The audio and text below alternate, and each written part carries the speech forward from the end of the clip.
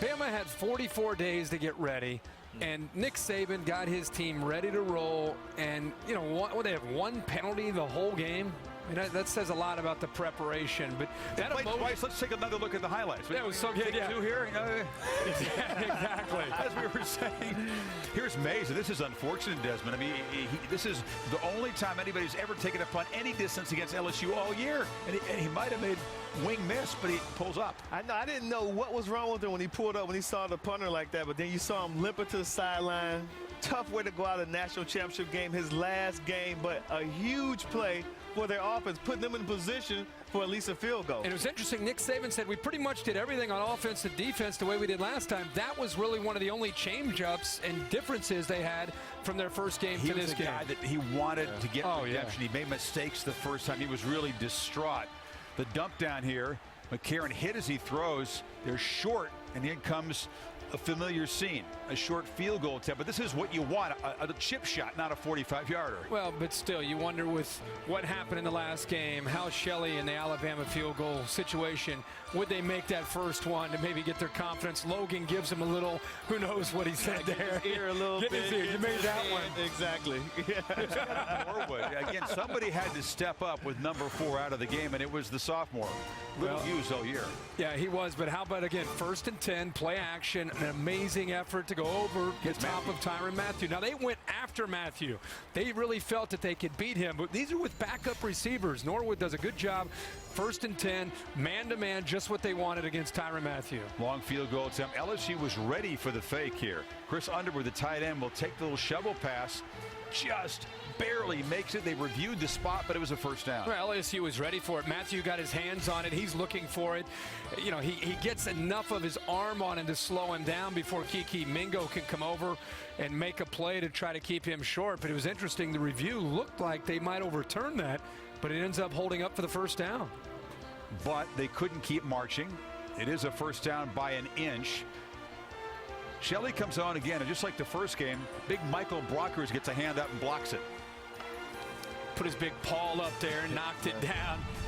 And maybe you thought maybe this could spark LSU. It's like they were waiting. All year somebody's made a play in special teams or on defense to create some momentum. Maybe you thought this might be that moment, and Trent's trying to get him fired up. Exactly. Trent's like, stay in the game. We're going to need you. Don't go in the tank on us. They would feed Richardson a lot, hammering straight ahead at the LSU defense. They didn't use him a lot when they got down inside the 30 for some reason, but between the 30s, he was tearing them up. Yeah, I hope somebody asked Nick Saban that. We were very curious about that during the game. Trent Richardson, much like the first game, a lot of success, and then they'd get deep into LSU territory, and for whatever reason, he'd be back over there catching his breath. Yeah, so he's out. Eddie Lacy, who's a fine runner, but not Richardson, comes in on 3rd and 1, and LSU gets the tackle for loss again. Another field goal attempt upcoming. It seemed like every 3rd down, somebody up front of the defensive line from LSU would make a play to force the field goal.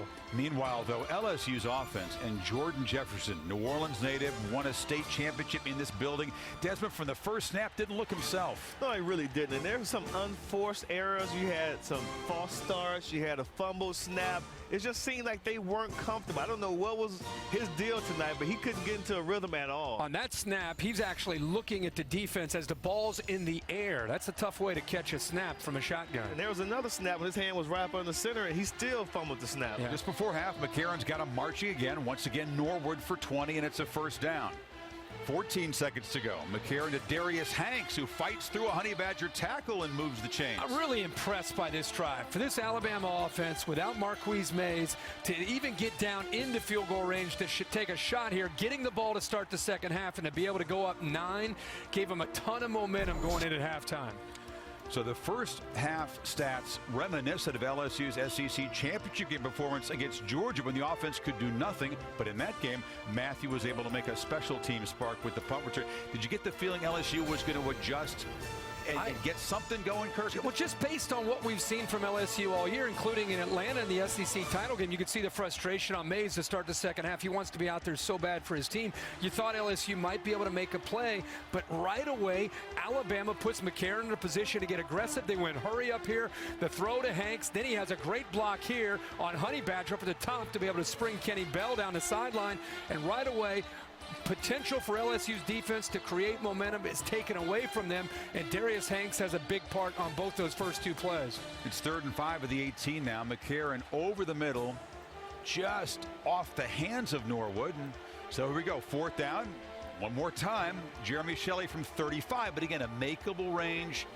Very confident, 12-0. LSU still, if they could get a play, had a chance to get something going here, but Jefferson to Odell Beckham, who was a weapon, because Ruben Randall did nothing tonight. Now Beckham found the window in a cover 2, sat behind the corner and in front of the safety, and it was a good throw. You thought, again, maybe some momentum. First down, number 2 of the game. But you know what? The one guy you want to block is Courtney Upshaw. Somebody's got to pick up a big fella. Possibly. You know, and I was surprised that they didn't roll Jefferson out more like they did A.J. McCarron, just to give him some clear throwing lanes and get him away from the pressure. This is the next drive. What? Why he throws it away? C.J. Mosley, who gets injured right here as Jefferson brings him down, but the pick. Well, the confusion there. Spencer Ware, watch the running back. He thinks he might check it down. Then he thinks, oh, he's going to run. I'm going to pick up that linebacker and help him be able to pick up some yards. He thinks he's going to take off instead of being able to throw the football. But instead of running, there's miscommunication. He flips it, shovel pass, and there's Mosley to be able to make the big interception. Again, great field position. He would leave the game. Alabama losing star players in the game, but continuing to grind on, continuing to move close and get in field goal range. And what a shock. Here he comes. But this one, just slides to the And look at this. This game could not be more one-sided, and yet it's a 2-possession game. Yep. All you need is one play to try to change the complexion of the football game. How about old Nick Gentry, the backup nose tackle, a little sawed-off guy plowing in there. He made some impact plays. He sure did. He's a grinder. Guy that's known for his leverage in his hands, just relentless. He played well tonight. And then Ed Lacy comes in and just grinds out. You know what, Kirk, I'm watching this game, and you know LSU's defense, they're starting to get tired. You know, at some point, they're going to break. Is this the touchdown? At the goal line, Eric Reed just knocks it out of the hands of Brennan Gibson. In the first matchup, Reed made a play near the goal line. Gibson was involved in that. He brought Reed actually over to take the ball away from Michael Williams, and this time he was able to knock the ball away from Gibson there. You feel like another field goal attempt? Let's bring on Shelley out here. This one's from 44. Whoop, right through. 15-0. 5 field goals for Saban. They still can't find the end zone, but they build on their lead. 15-love. And at this point, the Jarrett Lee chance began here at the Superdome. A lot of LSU fans thought you might see Jarrett Lee come into the game for Jordan Jefferson. Gentry again as we move to the 4th quarter, making a big stop here. J.C. Copeland is a load to bring down. Look at him, hit him in the backfield. Yeah, but look at his quickness there, Des, off the line of scrimmage. I mean, this guy, I don't know if he gets there or not, but he's the first guy off. He beats Will Blackwell right at the line of scrimmage. Stay low, gap control, penetration. That's how you stop the run. Matthew was a non-factor in the return game all night. They kind of punted away from him, lets it bounce, and then just kind of a desperation attempt to make a play here. Just guy trying to make a play. You know, like you said, they were desperate for a play at that point. He figured he'd pick it up and try to get past the first wave. Kilpatrick was all over it. You see Drake Kirkpatrick and that Alabama defense, they wanted a piece of Honey Badger tonight. It's a pretty talented first-round corner cover and punch. Still, Jefferson in there, no lead. This they finally crossed midfield right there. Not only did it cross midfield, it was the first time he was assertive. First time he took the ball and just went and wasn't hesitant. Exactly. But after a loss in the first down play, big hit by Sinceri. That might have been a touchdown. The freshman Landry had a step there. He actually looked like he was going to be able to score, and Jefferson would love to have that one back, but Sinceri got there just in time to be able to force the early throw. What do you got on 4th and 18 for me? Fumble. Yeah, exactly. Gentry in there again. How about Dante Hightower, the middle linebacker? You know what we like to do when we really have fun? We're going to line him up at defensive end and let him shoot the inside gap. Alex Hurst is expecting him to go wide because of the way he's aligned, but instead he goes inside, surprises Hurst, knocks the ball away. Then look, he keeps Jefferson away from the ball and lets Gentry jump on top of it. Yeah, keep in mind, before Dante Hightower's knee injury a couple of years ago, he used to do that all the time. Put his hand in the dirt and then make those tackles pay a price. AJ telling Trent, we're going to get the end zone. We're going to get the end zone. Finally, Hader, the promised land, is number 3, bounces it outside. First touchdown Bama scored this year against LSU. And this goes back to what Des said earlier. They started to kill the will of that defense. That defense could only make so many plays down in the red zone until finally it starts to work on them. They put a man on a man up front, and that's where the vision of Trent Richardson comes into play. He finds it finally to the outside, bounces it, and there's the burst to be able to get it to the touchdown.